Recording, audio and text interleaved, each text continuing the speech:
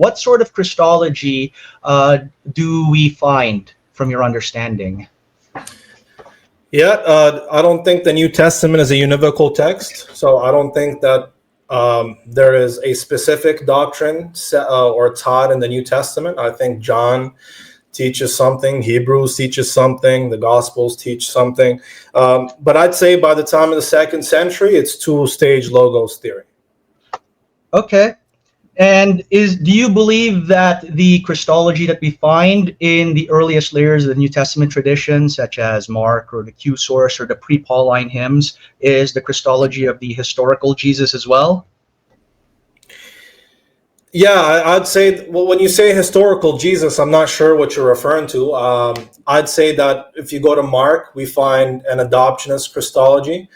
It really depends on what you think adoptionism is, but I think the Christology found in the Q source would best align with the historical Jesus. And by the way, this has nothing to do with the debate. Okay. It's just something that I want to understand your position on. Now, now a lot of this is based on our understanding of Second Temple Judaism. So, do you believe that in some of the contemporaneous Jewish writings we have any similar precedent of the taking, for example, the Yahweh text or other divine traits and applying them to created or inferior beings? Yeah, I'm not sure what you're referring to. If you're referring to the two power in heaven group, where there is an exalted second power in heaven, is that what you're referring to? That is one species of it, yes. Yeah, so what are you asking about them? All right, so do you believe that the Christology of the New Testament is or is going beyond what they're saying? Yeah, so I don't know if you heard me the first time. I'm saying the New Testament is not a univocal document. I don't think it has one set Christology. Okay, so with regards to the 5 sets of traits that I discussed, would you say that if a being were to have the 5 sets of traits that I just outlined, would that constitute evidence that they are consubstantial with God? No. No. So your understanding is that that someone can have the honors due to God, the attributes of God, the names of God, the deeds of God, and the seed of God, and still not be God. No, I'm saying the way that you're understanding these texts doesn't follow. I'm saying that this is a case of analogical predication where an agent of Yahweh presents Yahweh and has some kind of divine prerogatives that are given to him by Yahweh. It doesn't follow that he has those essentially. It just means that he's an agent acting on his behalf and he's receiving this divine authority from above, from somebody other to my connection today. Like, this is the worst possible time for this to be happening. But anyway, let me charge on. So don't you think that you begins to get more strained the more of these traits we pile on? You cut out. I didn't hear you. Yeah, no. So you're saying that these could all be predicated of a lesser being. Analogically predicated. Analogically. But don't you think that explanation becomes increasingly strained the more of these traits get piled on? No, because the more clear texts show Jesus as a lesser God who lacks essential properties of Yahweh. We already know that the mere fact that Jesus is begotten or has an origin, it disqualifies him from being consubstantial. And the early Christians would have known that. That's why they aligned the one true God with somebody who's unbegotten without an origin. For example, you'd have Tertullian and Justin Martyr, who says that the true God is the unbegotten one, because any begotten thing cannot be God in the same respect. All right. Okay, so if you like, we can talk about patristics later down the road, but I want to focus in on some of the... No, I'm just answering your questions, that's all. Yeah, I just want to focus in on some of the scripture texts for the time being. So I want us to start off with you mentioned Matthew's use of Hosea, where it says, out of Egypt I've called my son. Now, you said, So first of all, I just want to know, what do you think Matthew is trying to do when he is quoting this passage? Hey, I hope you're enjoying the video so far. I just want to remind you, hit the subscribe button and the like button. Also consider supporting the channel at patreon.com/reason and theology, or just hit the join button to become a channel member right here on YouTube. Okay, let's get back to the video. All right, so you asked me what I think Matthew has in mind when he's quoting Hosea 11, out of Egypt I called my son. Some Christians will argue that this is some kind of midrashic interpretive method. I'd argue that he's straight up taken out of context because he's not familiar with the Hebrew Bible, but it doesn't matter what he has in mind. The point is you said that whenever a New Testament author uses familiar words or passages from the Old Testament and applies them to a New Testament referent, then it follows necessarily that the same referent from the Old Testament must be identical to the referent in the New Testament. I'm saying that doesn't follow, because you see this being applied in Matthew. When the reference in Matthew is clearly Israel. Israel was brought out of Egypt, and Israel went away from God when he called them and worshipped idols and Baals. But Matthew quotes this, applies it about Jesus as a new referent, hoping for a double kind of fulfillment. So are you saying that, well, I can't ask you questions, but I hope you see where I'm coming from. Just because a New Testament author quotes a passage, it doesn't mean that the referent is identical. Sure.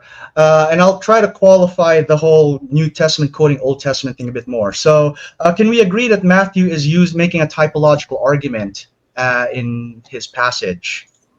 No, I don't agree. I don't see anywhere where that would be the case. Okay. So do you think that what Matthew is doing and what Paul is doing in Romans or for that matter, what the Carmen Christi is doing with Isaiah are the exact same thing? Yep. They're taking Old Testament passages, they're taking familiar words and verses and applying them to find more meaning or more insight in the future. Okay. So what is your understanding then of the New Testament's method when it comes to typology, or the New Testament author's methods of using Old Testament texts? Which author? Yeah, well, let's use Matthew and Paul as our two examples since we quoted them. Yeah. What you want me to tell you what I think about Paul quoting the Old Testament? Yeah. So what do you think Paul is trying to accomplish when he quotes Joel 2:32? He's trying to accomplish that you have more insight, a greater fulfillment in this new referent, the one who Yahweh sends, Yahweh's very son, Yahweh's very agent, that Yahweh sends and uses to save mankind, and uses that passage as a reference to him, because by now there's a distinction between what you call the God of Israel and what you call Jesus. There's one God and one Kyrios, one Theos and one Kyrios. So he kind of does a play on words there, because the Greek, the LXX, would have said Kyrios, and he applies this to Jesus now, because now Jesus is worthy of worship to the glory of Yahweh. So because Jesus is now worthy of worship, and because people or all tongues will confess that Jesus is Lord, indirectly that is worship to Yahweh, because this is done in the glory, to the glory of God the Father. Okay, so would it not be the case then that when Paul quotes a Yahweh text with Kyrios in it and then says Jesus Kyrios, then the concept of Yahweh is lurking in the background of that use of Kyrios? No, I'm saying that Kyrios in the New Testament is now a special title. It's an appellative for Christ to distinguish him from Yahweh, the God of Israel. So why is it being used in a context where Paul is quoting a Yahweh text? Fantastic, because he tells you it's to the glory of God the Father. So calling on the name of Jesus is to call on God the Father. By extension, when you worship God's Son, it's as if you're worshiping him. All right, so I think we're conflating Romans 10 and Philippians 2 a bit, but that's okay because I want It's not conflating. Both of them give the same idea. One is quoting Isaiah, one is quoting Joel. The idea is the same. I do actually want us to go to Philippians 2 now. So I'm going to riff a bit on the debate you had with God Logic, because quite frankly, I wasn't too impressed with how God Logic handled Philippians 2. So I'll Yeah, try to do a better job than him. I wasn't either. Yeah, anywho, in Philippians 2, verse 6, there was a lot of discussion about the phrase Morphe theou. So, what do you can you unpack your understanding of what Morphe is you doing in that context? It's Adam Christology. Jesus is the Hmm. image of God who Hmm. accomplishes what Adam couldn't accomplish. All right. If the Carmen Christi is trying to do Adam Christology, then why does it at no point mention Adam? It doesn't need to mention Adam. The author or the reader would have been very aware of what Paul is trying to say here. As Paul says all over the place, that is, by man sin came, and by man sin goes, or something along those lines, where he contrasts Adam's failure and shortcoming with Jesus's glory and with Jesus's salvation. So this is an idea we find all over Pauline literature. So there's no reason for us to think that Paul is trying to say something that doesn't appear until a few centuries later. It makes more sense to make sense of this passage with other things that Paul already introduces, with other ideas that Paul already is touching upon. So if you're going to ask me what Morphe means, I think you know the answer. Morphe, in its ancient usage, in the Septuagint, it's used in Daniel, it's used in Isaiah, it's used in Josephus, it's used in Philo. It always means outward appearance. It doesn't talk to the essential or intrinsic nature of a thing. So I don't know why it would mean that here. I think that's just an ad hoc reading to try to get something. And also Philippians 2 says that Jesus tried to rob equality, which I don't know how he's going to try robbing equality if he's already equal with God, according to you. All right. Great. So that actually gives me at least 3 different questions to ask you.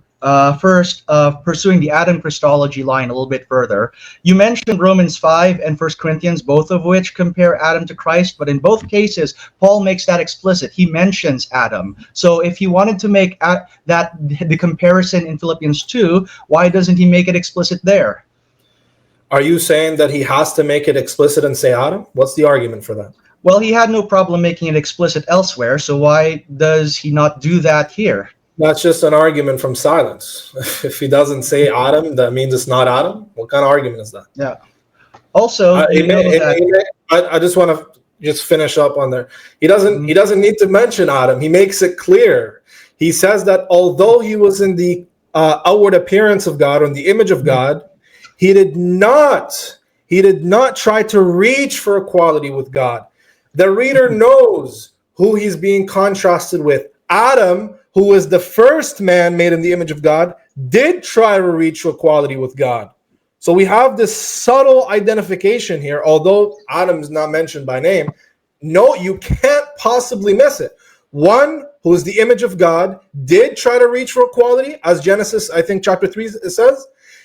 Jesus, who's the second Adam, right, who fixes what Adam does, he's humble, and he doesn't try to reach for equality with God.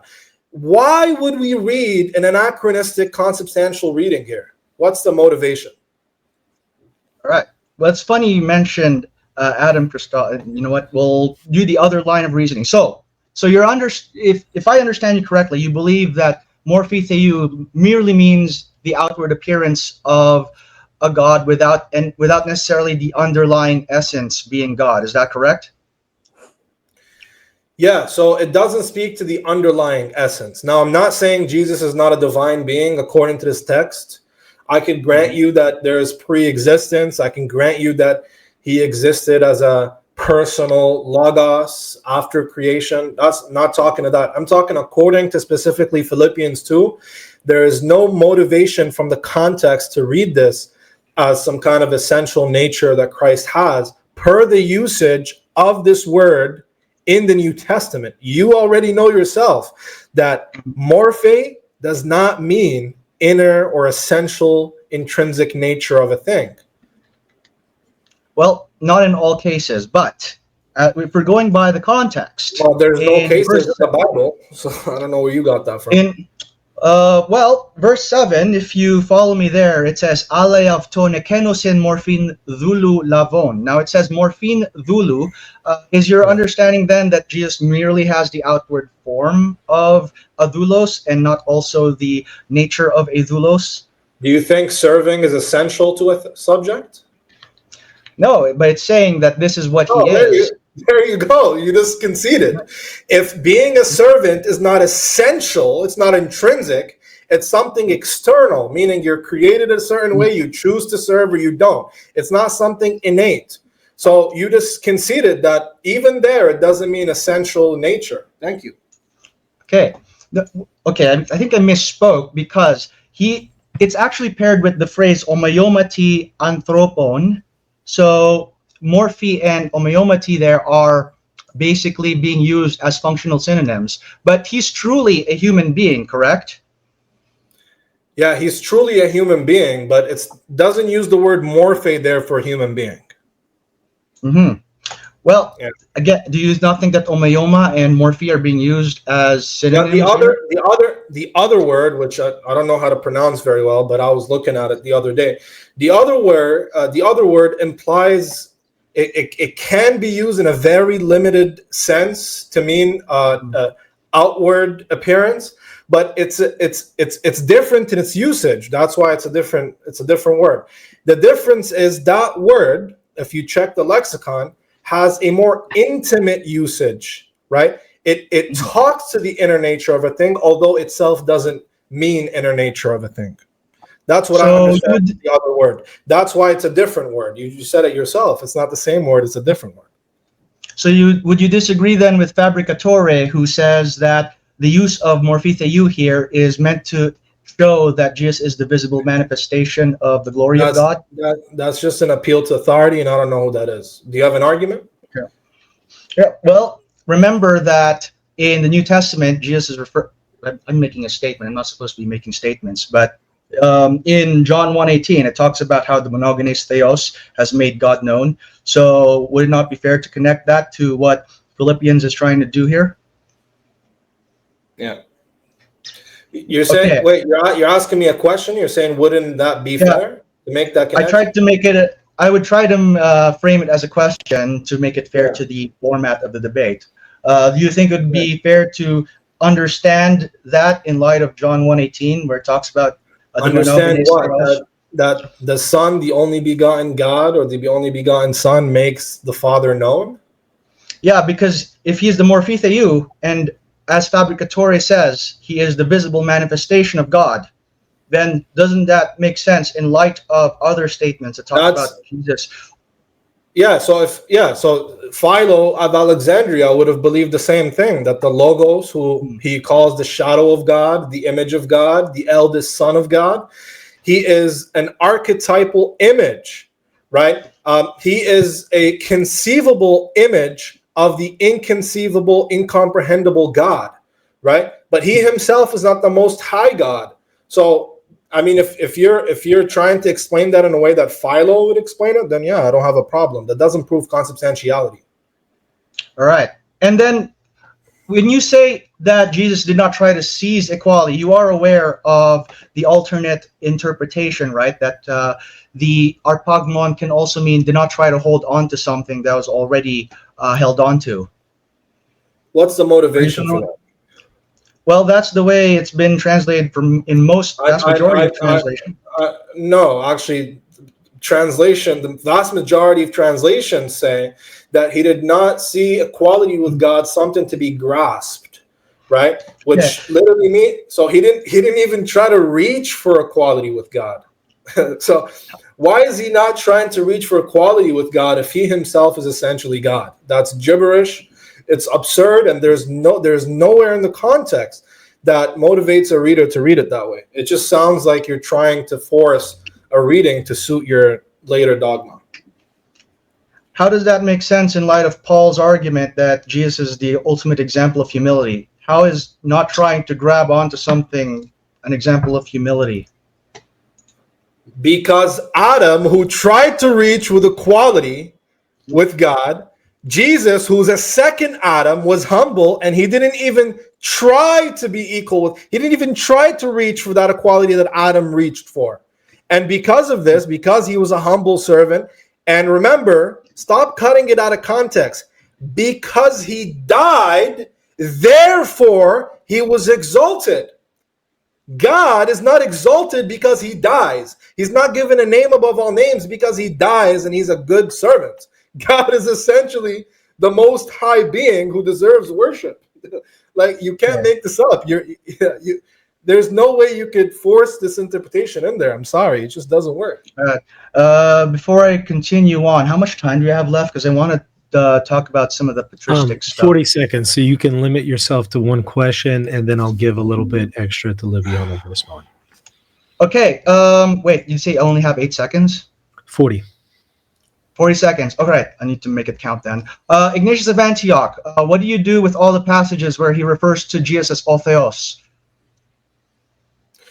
All right, well, are you referring to Jesus as Ha Theos in his 7 authentic letters? Yes, in his shorter epistles. There's at least 5 different places where he does that. Oh, okay, fantastic. Well, Saint Ignatius, as you know, and you know the position of scholars, they're actually split on what he was. Some say that he was a modalist, and some say that he was a subordinationist. But no serious scholar thinks that Saint Ignatius thought that Jesus is God in the same sense that later Nicene Fathers did. As a matter of fact, all of that is thrown into the trash because Saint Ignatius makes it clear Jesus is a product of God's will, which according to Saint Athanasius makes you an Arian heretic. So by the Nicene Fathers, Saint Ignatius is an Arian heretic. That's why in his inauthentic letters, you would find scribes in manuscripts of Saint Ignatius trying to add according to his humanity, so that nobody could argue that Saint Ignatius was a subordinationist. I hope you enjoyed this video clip. I have a link to the full video in the comment section. If you enjoyed this, please hit the subscribe button and the like button. We'll see you next time.